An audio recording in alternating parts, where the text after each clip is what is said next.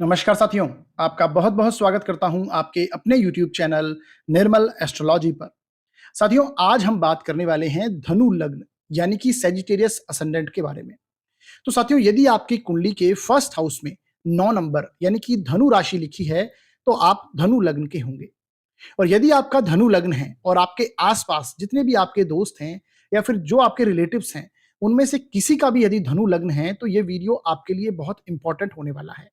तो इस वीडियो को पूरा अंत तक जरूर देखिएगा।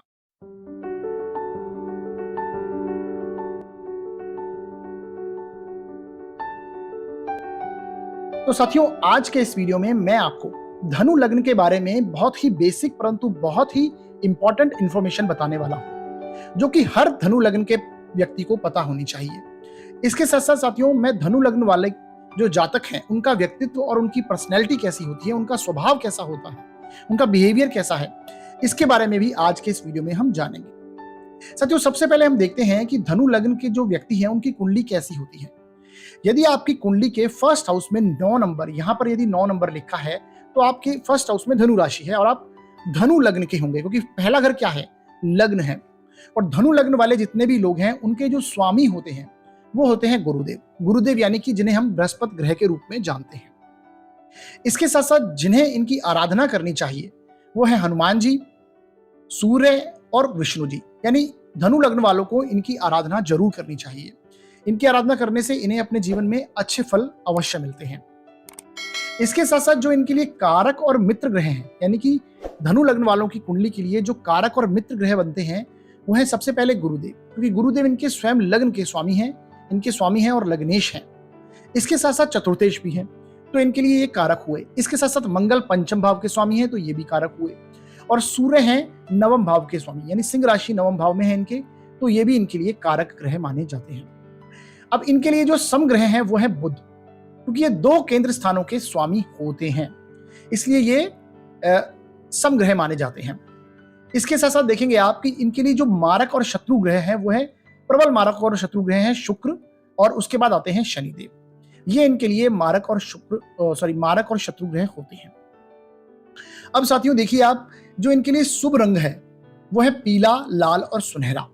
इन रंगों को इन्हें जीवन में धारण जरूर करना चाहिए। इनसे इन्हें अच्छे फल की प्राप्ति होगी, एक पॉजिटिव एनर्जी का इन्हें जीवन में एहसास रहेगा ये रंग पहनने से। इसके बाद जो इनके लिए शुभ दिन है वो है गुरुवार, मंगलवार और सोमवार। इन दिनों में इन्हें कोई भी नया कार्य शुरू करना चाहिए, उसकी अधिक सफल होने की संभावना बनती है। इसके साथ साथ साथियों, शुभ रत्न जो इनके लिए हैं वो है पुखराज, जो कि गुरु का रत्न है, मूंगा जो कि मंगल का रत्न है, और माणिक जो कि है सूर्य का रत्न। इन्हें धारण करना चाहिए। अब इसके लिए गुरु, मंगल और सूर्य की स्थिति आपकी कुंडली में स्ट्रांग होनी चाहिए, अच्छी पोजीशन में ये बैठे होने चाहिए, तभी ये धारण करने हैं। और धारण करने से पहले आप एक अच्छे एस्ट्रोलॉजर से, अच्छे विद्वान से अपनी कुंडली जरूर दिखवा लें।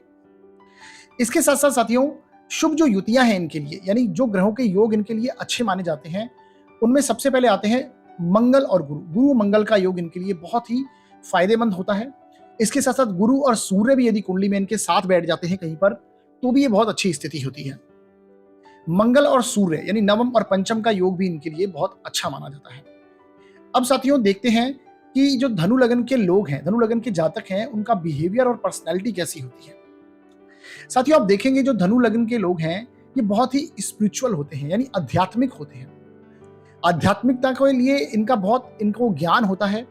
ये मंदिरों में जाना पसंद करते हैं, माथे पर टीका लगाते हैं, ये इनकी एक रुचि होती है। मंदिरों में खासकर जाना, स्पिरिचुअल यात्रा करना, ऐसी चीजें इनको बहुत अच्छी लगती हैं, यानी आध्यात्मिकता से जुड़े होते हैं जीवन में, क्योंकि इनके स्वामी गुरुदेव हैं और गुरुदेव आध्यात्मिकता के कारक माने जाते हैं, ज्ञान के कारक माने जाते हैं। इसके साथ साथ ऐसे व्यक्ति आप देखेंगे शारीरिक रूप में लंबे और हेल्दी होते हैं, यानी ऊंचे और शरीर उनका काफी बड़ा होता है, हेल्दी नेचर होता है, हेल्दी होता है इनका शरीर। इस तरह की स्थिति आपको देखने को मिलेगी। इसके साथ साथ आप देखेंगे इन्हें अच्छी नॉलेज होती है, यानी जो भी इनका क्षेत्र है, जिस क्षेत्र में अपने कार्य करते हैं, उसमें बहुत अच्छी नॉलेज रखेंगे। और अदर चीजों की भी बहुत अच्छी से नॉलेज इनके पास होती है, क्योंकि गुरु ज्ञान के कारक हैं, तो इनको काफी चीजों की नॉलेज आपको जीवन में देखने को मिलेगी। इसके साथ साथ इन्हें कई बार ऐसा होता है कि अपनी ही नॉलेज बहुत अच्छी लगने लगती है, यानी जो मुझे है नॉलेज वो सबसे उत्तम है, और दूसरों को ये बिल्कुल नेग्लेक्ट कर देते हैं ऐसी कंडीशन में।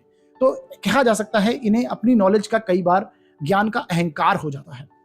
इसके साथ साथ आप देखेंगे ऐसे व्यक्ति को रिलीजन में बहुत मानते हैं, धर्म में बहुत विश्वास रखते हैं, यानी धर्मवादी होते हैं। जिस धर्म में धर्म जन्म लेते हैं उसे पूरी तरह से फॉलो करते हैं, उसे पूरी तरह से निभाते हैं, उस धर्म के एक एक रूल को ये निभाना पसंद करते हैं।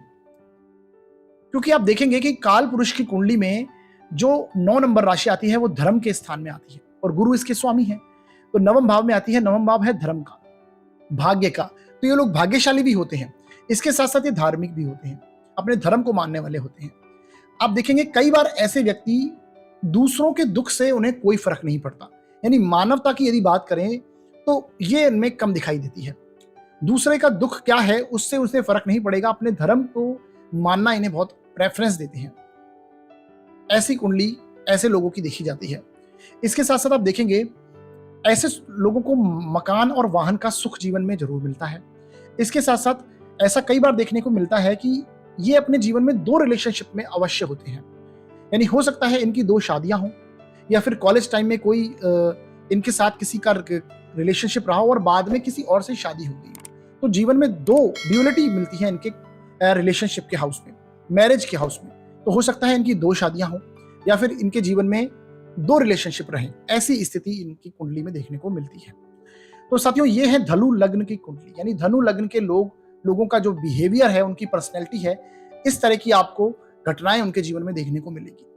आप भी अपने आसपास देखिए कौन धनु लग्न का है और उनके जीवन पे ये जो बातें मैंने बताई लागू करके देखिए, क्या मिल रही हैं, कितनी मिल रही हैं, ये आप कमेंट बॉक्स में हमें जरूर बताएं। इसके साथ साथ साथियों आप ये भी देखिए कि लग्न में कौन से ग्रह हैं और लग्न पर किन ग्रहों का प्रभाव पड़ रहा है, ये भी जरूर देखना आपको पड़ेगा। तो साथियों ये था हमारा आज का वीडियो जिसमें हमने धनु लग्न के बारे में बताया और आगे आने वाले वीडियोस में हम सभी लग्नों के बारे में पूरा कंप्लीट करके और बहुत अच्छे अच्छे टॉपिक्स आपके सामने लाने वाले हैं। तो आप थोड़ा सा पेशेंस रख के सारे वीडियोस को ध्यान से देखिए, आपको पूरी इंफॉर्मेशन मिलेगी। तो हमारा वीडियो देखने के लिए बहुत बहुत धन्यवाद साथियों। हमारे वीडियो को आप लाइक कीजिए, शेयर कीजिए वीडियो को और चैनल को सब्सक्राइब कीजिए। और जो भी यदि आपको कोई सुझाव देना है तो आप कमेंट बॉक्स में दे सकते हैं। यदि आप अपनी जन्म कुंडली का विश्लेषण करवाना चाहते हैं तो भी वो एक मिनिमम शुल्क में आप अपना विश्लेषण करवा सकते हैं, न्यूनतम शुल्क लागू है। तो हमारा वीडियो देखने के लिए बहुत बहुत धन्यवाद साथियों।